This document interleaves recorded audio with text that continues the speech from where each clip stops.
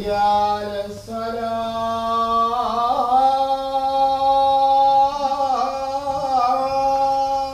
لا حول ولا قوة. حي على الصلاة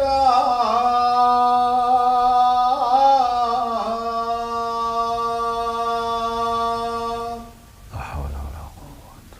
حي على الفلاح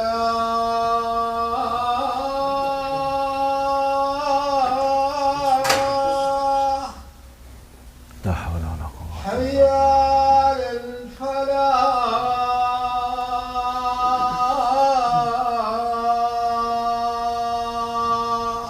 لا حول ولا قوة إلا الله أكبر الله أكبر لا إله إلا الله.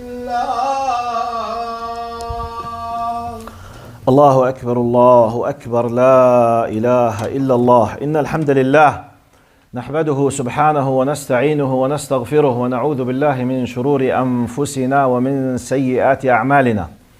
من يهده الله فلا مضل له ومن يضلل فلن تجد له وليا مرشدا. وأشهد أن لا إله إلا الله وحده لا شريك له، له الملك وله الحمد يحيي ويميت وهو على كل شيء قدير. اللهم اقسم لنا من خشيتك ما تحول به بيننا وبين معصيتك، ومن طاعتك ما تبلغنا به جنتك، ومن اليقين ما تهون به علينا مصائب الدنيا، ومتعنا اللهم بأسماعنا وأبصارنا وقواتنا ما أحييتنا، واجعله الوارث منا، واجعل ثأرنا على من ظلمنا، وانصرنا اللهم على من عادانا. اللهم ولا تجعل مصيبتنا في ديننا، ولا تجعل الدنيا أكبر همنا ولا مبلغ علمنا، ولا تسلط علينا بذنوبنا من لا يخافك ولا يرحمنا يا رب العالمين.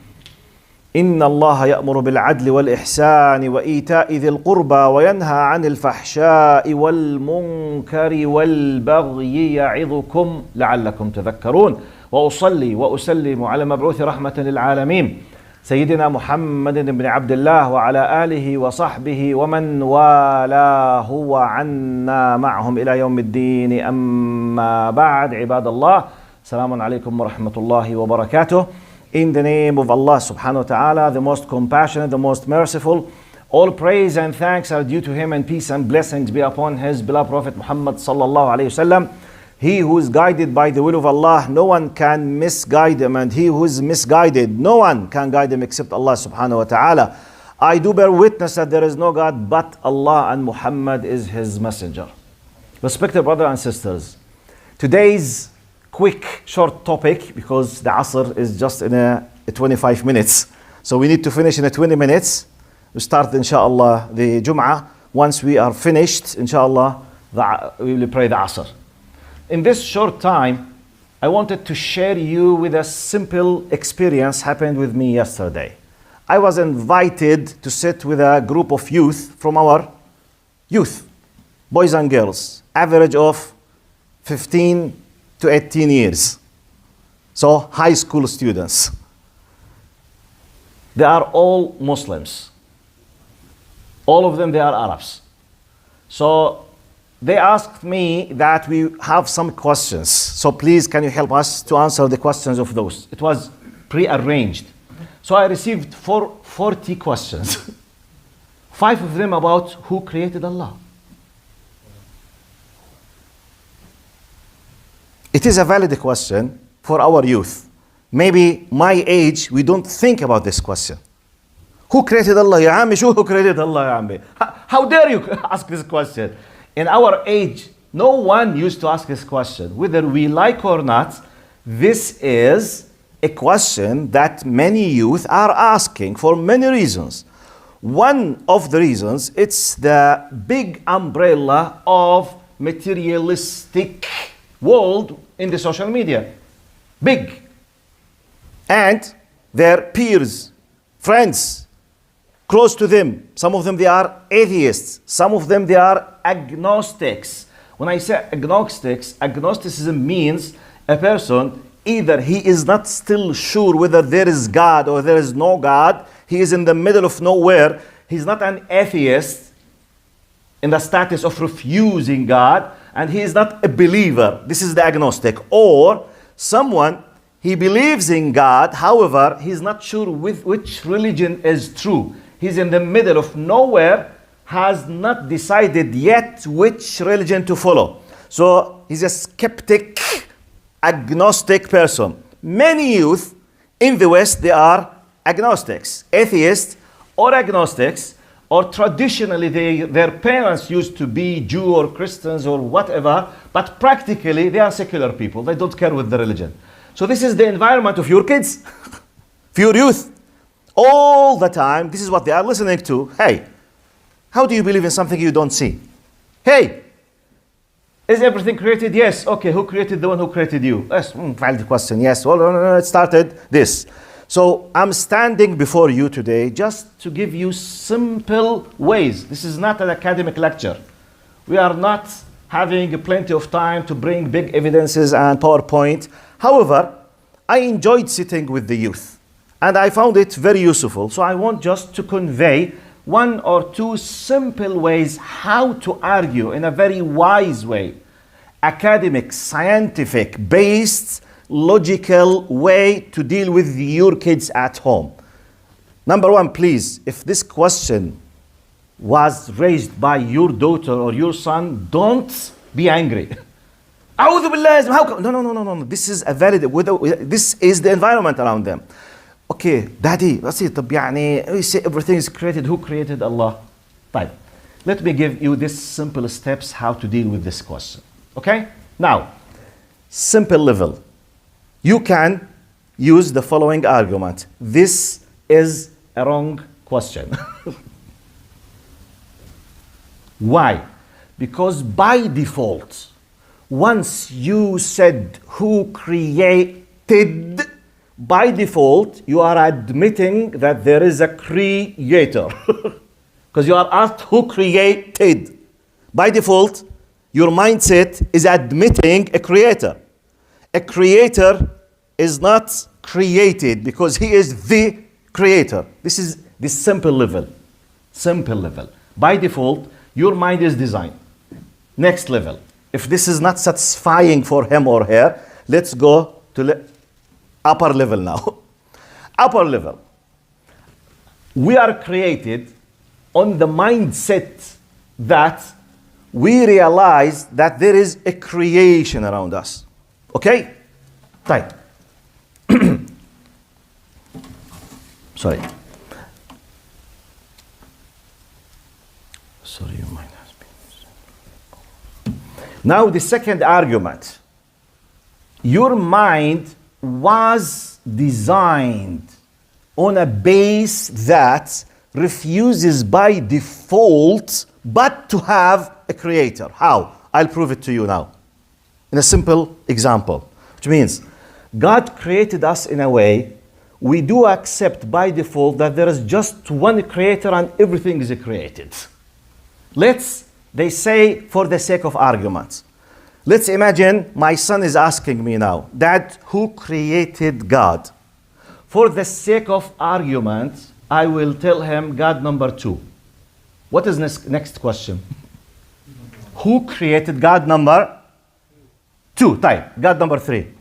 What's next question? Who created God number 3? Next question. God number 4. Next question. Then, yes. Endless. You will keep, numbers are endless. You will keep asking, who created number 5, 6, 7, 8, 10 billion, trillion, endless. Your mind will say to us, please stop. There should be a start. Yes, should be a starting point. هو الأول. By the way, you are created to reject this possibility that God has a creator. Because if God has a creator, you will keep asking who created the one who created him. Your mind will be explode. So Allah designed your mind to accept this reality. By the way, I'm not using emotional approach. This is logical, mathematical approach. Because you've asked this, immediately you will go next step. One of the beautiful examples that they use in the books when they argue with atheists, they say, to understand this simple way, let's imagine the following example. There is a soldier in the battlefield. His job is to defend his people from the enemy. So he's holding the machine gun, but he's not allowed to press the trigger unless the officer in charge gives him the order. The officer who's in charge to give the order is not allowed to give the order unless the officer above him gives him the order. The one who's above the third one is not allowed to give unless the commander gives him the order. And it goes on and on and on. When the soldier will stop the enemy? Nothing. It goes endless. Your mind tells you, Ammi, there should be a commander, Mshan Allah. There should be someone, chief commander, general commander, whatever. Someone has to take a decision at the beginning. Fire! Then everything will start. Otherwise, your mind logically is designed to refuse this possibility. Okay? This is simple 2 ways how to discuss with your kid. Of course, we have tens of approaches. I have just 20 minutes. Because yesterday we had this discussion. Now, in the last few minutes, for those who came just late, I'm just giving a simple way how to help your kids when they ask you who created God. Out of the influence of their peers and the schools, the secular, atheistic, materialistic, influence could push them. And by the way, if they do not find a satisfying answer out of love and respect and wisdom, they will close your file and will go to someone else. This someone else could be the very nice teacher of physics who is an atheist. You know what does this mean? The biggest influence is not the logic, it's the emotions. He's listening to him. He's listening to him. I understand your question. Yes, I believe you. I was in your age. I used to ask this question. At least he's listening. Next step, planting the seeds of atheism. Final step, you will discover 2-3 years later that he has been an atheist 2 years before. Your son, God forbid. But please be careful. By the way, I'm not saying every one of you should be an expert to protect his kid in this difficult. But that's why we have فَاسْأَلُوا أَهْلَ الذِّكْرِ. Go and ask. But I'm giving you a simple tool. It's like telling you, if you have a very light headache with XYZ symptoms, please use the Tylenol, but in this simple way. However, something more than that, please come and consult a doctor. Okay? Sometimes, all of you, I think, you have Tylenol at your house. All of you. So you use it. You have a level that use the Advil or the Tylenol in this country. In our country, it's the Panadol, which they use it for everything. Okay? So we all use Tylenol, Panadol, or Advil. So this is the Tylenol and Advil of answers for your kids. Another simple concept. Now, it's for the parents now, not necessarily for the kids. If someone came to you from your kids and asked you, Daddy, what is the problem if we imagined God in our image? When we think how God operates, how God, for example, does X, Y, Z when He commands. If we imagine God like a human being, what is the problem? Where is the problem? You need to know as a Muslim the following argument. We as Muslims believe that Allah subhanahu wa ta'ala laysa kamithlihi shay. Okay? Which means there is nothing that resembles Him, nothing at all. God created everything. He is the creator. Everything else is created. Now, this is the introduction. Now, the important part, which many Muslims maybe they are not aware. Everything in the creation has been created on the base of weakness and defects. The only thing which is complete, glorified is Allah. It's part of God's plan to let every one of us receive the following message. Know your place. You are weak, dependable. Give you a simple answer, simple example. We all need to sleep to continue our living. So once we need, we are weak. We need oxygen to breathe. We are weak. We need food, weak. When I'm born, I need my mother or I will lose my life. I'm weak. I'm dependable. Anyone who's dependable on anything else, which is the case of everything in the universe. This is the meaning of قُلْ هُوَ اللَّهُ أَحَدٌ Allahu as-samad. What's the meaning of as-samad? By the way, all of us we recited. You know what's the meaning? As-samad قال القائم بذاته من تصمد إليه الحاجات يحتاجه الجميع ولا يحتاج أحدا. Samad means is the one whose everyone is in need for him, and he is self-sufficient master who does not need anyone. This is a samad. He does not need. Anyone who is in need is weak. Weak means defects, aib, naqs, which means part of the creation. Everything in the creation has defect points, weakness points. The dalil for that, the evidence, the need. Allah does not need. We all need. Creation, creator. So any possibility of resemblance between Allah and the creation, you are insulting Allah. Because you are putting him in the status of needy, weak, defected creation. This is the idea of why it's haram to imagine Allah in our shape. Why it's haram to think that Allah, where is the problem, Shaykh? Allah ala kulli shay'in qadir.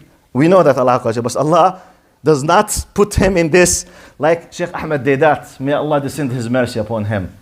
Once an atheist asked him, he was mocking, in a very, very wicked way. He said, Sheikh Ahmed, does Allah smoke? Because he was waiting for Ahmed Deedat. If he said, no, he does not smoke, he says, so Allah is not able to do everything. Got my point?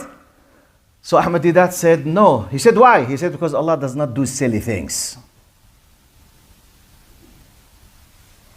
So this is the concept of the meaning in Arabic of at-tanzih.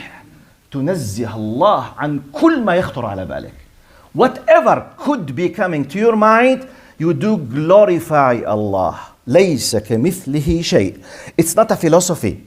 It has a practical application of committing shirk and kufr. Because if you believe Allah is like a human being, as if you are telling that Allah is weak. That's why this is an act of, by the way, an act of shirk. This is the concept. So these two concepts, you as a parent need them. The concept of how to do tanzih, which is glorifying Allah from one angle, and the concept of just one simple approach, how to answer your kids when they ask you who created Allah. You start that Allah is the creator.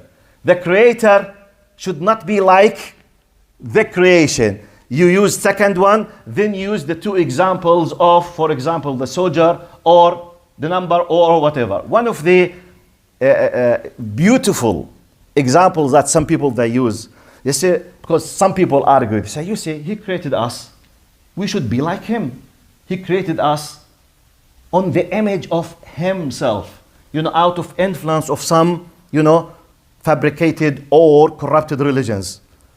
They say, subhanallah, simple argument. We human beings created or designed computers. Imagine two computers are talking together now. So the computer A is computer. He say, who created us? He said, it should be something like us. Why? We are not like computers. We are not plastics. We are not screens. We are not wires. We are not brass. We are not electricity. We are something else. We designed, created, but we don't like computers. Okay, we designed and we manufactured cars. Imagine two cars are talking together. Hey, what shape of the one who designed us? You say it should be like us. 4 wheels or 8 wheels? I think 6 wheels. How many wheels do we have? So what's this silly argument? Who suggested that the fact that you are created, the one who created you should be like you? On the base of what? On the base of what? Subhanallah. And we can keep going on and on with many arguments. But please, one of the things, let me advise you. There is a very nice website called Bridges. The one who's taking care of this is engineer Sheikh Fadl Sulaiman. Bridges Fadl Sulaiman. In Arabic and in English, he has a long series of dealing with doubts, refuting faith-based doubts about atheism and something against the history of Islam for your kids. Go and listen to these episodes. 5, 10, 12 minutes at most each episode. Arabic and English. So if you need Arabic, you have. If you want the English, you have. Listen to them. Put down notes, try to understand them, comprehend them, make some kind of discussion. Really, it will make some kind of beautiful, beautiful shield for the mind and the heart of yourself and your kids, inshallah. أقول قولي هذا واستغفر الله لي ولكم فيا فوز المستغفر. استغفر الله استغفر الله استغفر الله استغفر الله.